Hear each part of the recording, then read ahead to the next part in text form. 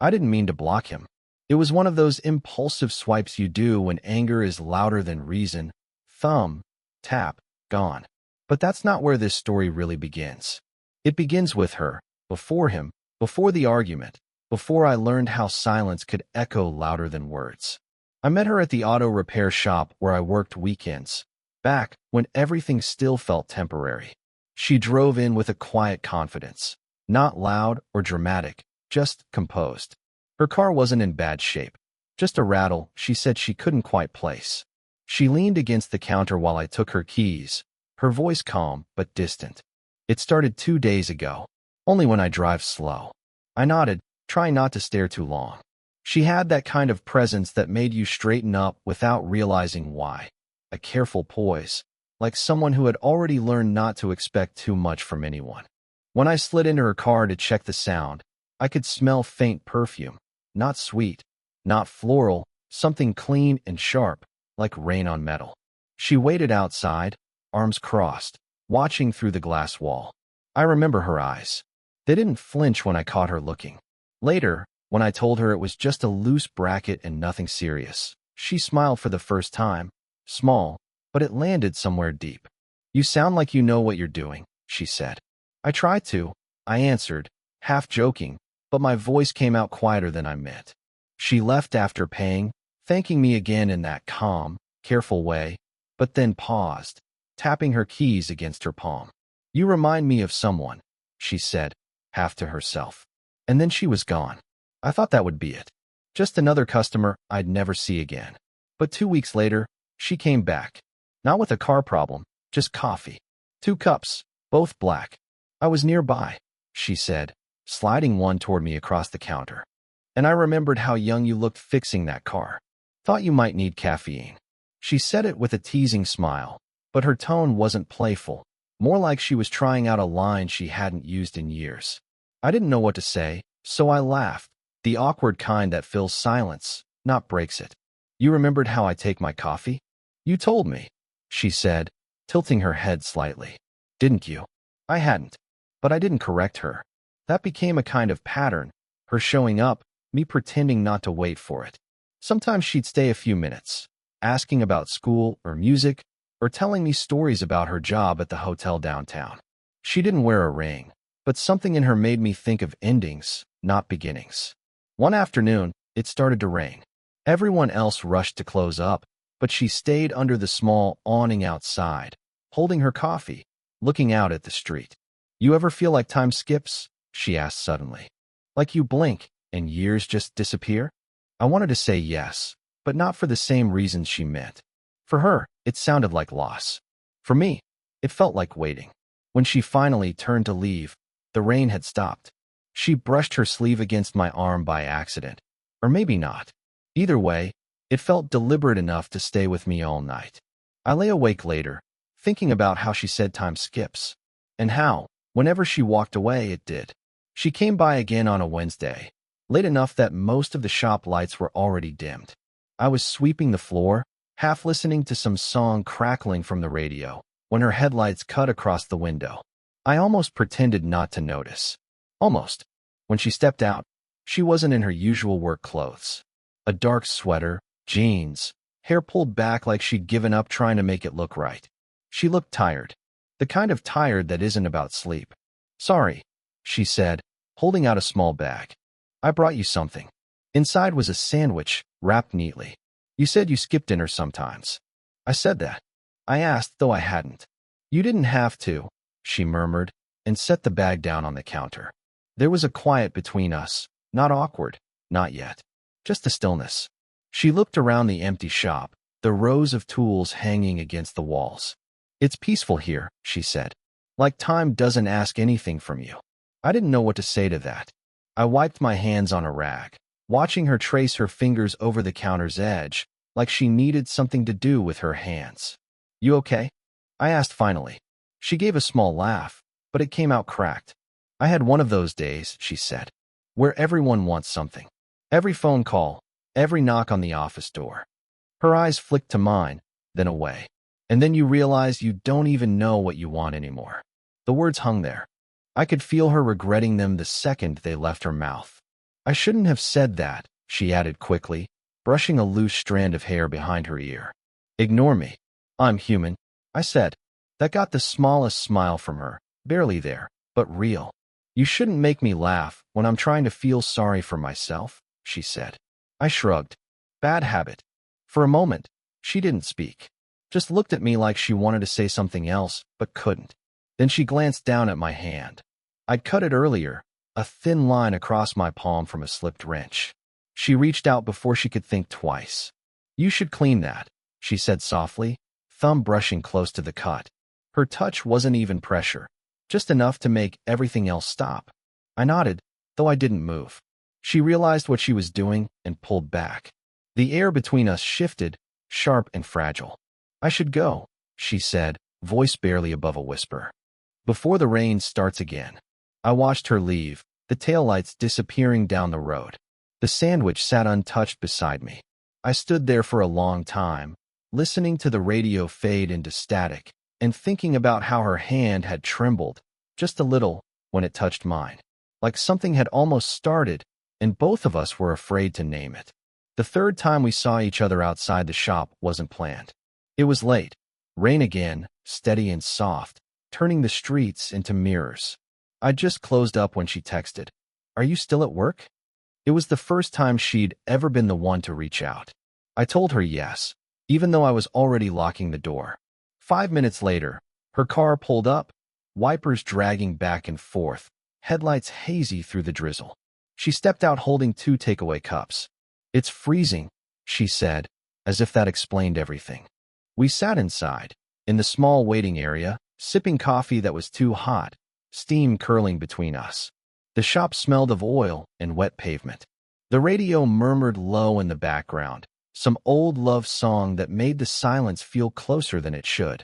She looked different under the yellow light, softer, or maybe just unguarded. There were faint shadows under her eyes. I shouldn't be here, she said suddenly.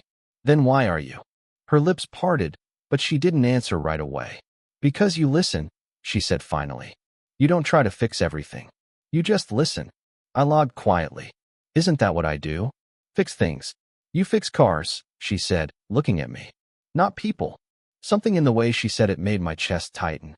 I wanted to tell her that she didn't seem like someone who needed fixing, but I didn't trust my voice to come out right. The rain grew louder, pressing against the windows. She leaned back in her chair, eyes half closed. You ever feel like you're waiting for something to happen, and you don't even know what it is? I nodded.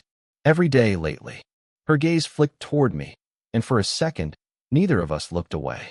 It wasn't charged, exactly, just unbearably close. Her phone buzzed on the table, breaking it. She didn't pick it up right away, but I saw the name flash. Daniel. The way her expression changed, small, practiced, hollow, told me more than any explanation could. You should get that, I said quietly. She reached for the phone, hesitated, then turned it face down. No, she said, softer this time. Not tonight. My pulse thudded in my ears. I wanted to ask who he was. Ex-husband, someone who used to make her laugh, but I didn't. I just sat there, pretending to focus on the sound of the rain. After a while, she sighed. You make things complicated, she said, not accusingly. More like she was confessing it to herself. I don't mean to. I know. She smiled faintly. That's what makes it worse. When she stood to leave, she paused near the door, her hand resting on the frame. I could feel the question hanging there, the one neither of us was brave enough to ask. She turned, met my eyes, and for a second, started to say something, then stopped. Good night, she whispered instead. And as the door closed behind her, the word almost felt louder than the rain. She didn't come by for almost 2 weeks. The first few days I told myself I didn't notice. By the end of the second week, I caught myself checking the parking lot before closing, pretending it was habit. When she finally did appear, it was without warning, no text, no smile. Just her standing by the doorway in that same gray sweater, hair damp from the mist outside. You're still here, she said quietly. I usually am, I answered, trying for a lightness that didn't land. She stepped in, closing the door behind her. The shop felt smaller with her in it, the air tighter, more aware of its own quiet. I thought you weren't coming back, I said. I wasn't, she replied. I told myself I wouldn't. The sound of the rain on the roof filled the space between us. I could smell coffee on her sleeve, faint, familiar, like something that used to mean comfort. Then why are you here? She looked at me for a long moment, then said, because I can't stop thinking about this place. About you being here when it gets dark. I swallowed. You make that sound sad. Maybe it is. She took a step closer. Her voice was steady, but her eyes weren't. You're too young to understand what it means when something starts to matter again. When you thought nothing could. I didn't know what to say, and she seemed to take that as proof. She turned away, tracing a finger along the dusty counter. This isn't supposed to happen. I should have known better. I took a breath. Happen. She exhaled sharply. Whatever this is. There it was, the first time either of us had named it, even half-heartedly. I don't even know what we're doing, she continued. I come here after work, talk too much, laugh too loud. It's ridiculous. You probably think I'm pathetic. Don't, I said quickly. Don't say that. Her eyes lifted, raw, unguarded. Then what do you think I am? I didn't answer. I couldn't. Because everything I wanted to say, that she wasn't pathetic, that I looked for her every time the door opened, would have crossed a line I wasn't ready to admit existed. So instead, I said the truth that hurt less. I think you're lonely. Her shoulders tensed. That's not the same as wanting someone, she whispered. No, I said. But sometimes it feels close enough. For a long while, neither of us spoke. The rain softened, and in the distance a car passed, its headlights sliding across the window like a slow exhale. She turned then, close enough that I could see the tremor in her jaw. You shouldn't look at me like that, she said, voice barely above a breath. Like what? Like you're trying to save me. She stepped back, breaking the spell. You can't, she said, almost to herself. And then, quieter, so quiet I barely caught it. I stopped believing in rescue a long time ago. It was near closing again when she walked in. No coffee this time, no excuses. Just a folded piece of paper in her hand, and that same look people wear when they've already decided something. Hey, I said too casually. Hey, she echoed, her tone quieter. I didn't mean to interrupt. You're not. I lied. She stood there for a second, eyes on the paper, then placed it on the counter between us. I found this while cleaning my desk at work. Thought about throwing it away, but then, she didn't finish. I unfolded it. An old photo, creased from being handled too much. A man about my age stood next to her, smiling.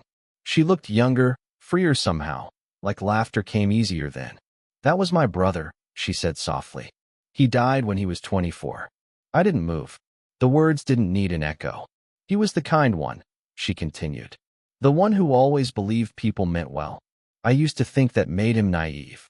She paused, her hand tightening around the edge of the counter.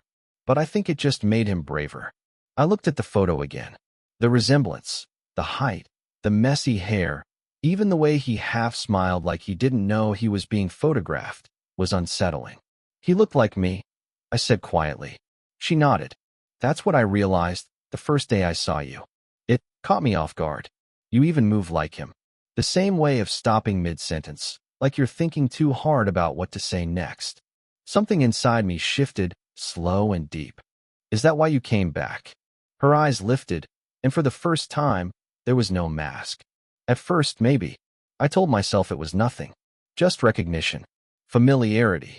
Her voice cracked a little, but it stopped being that a long time ago. The rain outside began again, faint and steady, like it was keeping time for us. I used to talk to him about everything, she said. He'd listen the way you do. No judgment, no trying to fix me. Just there. She gave a small, uneven laugh. Sometimes I catch myself saying things I meant for him. Like tonight. I didn't know what to do with the ache in my chest. I wanted to comfort her, but every word felt too small, too wrong.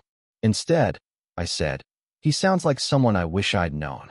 She smiled faintly, eyes glassy. He would have liked you. The air felt heavier now, not from tension, but from something sadder, truer. When she reached for the photo again, our fingers brushed, and she didn't pull away right away. I don't know what I'm doing, she whispered. You remind me of someone I lost. And somehow, That's the same reason I can't stay away. The words landed softly, but they split something open between us. I didn't say a word. I just watched her fold the photo again, her hands trembling slightly, as if the act of putting it away was harder than anything else she'd done that day. And for the first time, I understood. It wasn't me she was running from. It was the echo I carried of someone she still couldn't let go of. She came by the next evening, though neither of us had said we would. No rain this time, just that soft, cold stillness that comes after it. I was sitting on the step outside the shop, watching the lights from passing cars smear across the wet pavement. When her headlights appeared, I didn't move. She parked, turned off the engine, and just sat there for a moment before stepping out. "I thought you might still be here," she said. "I thought you might not come back," I replied. She gave a tired smile. "I thought that too." For a while, we just stood there. The quiet between us wasn't heavy anymore.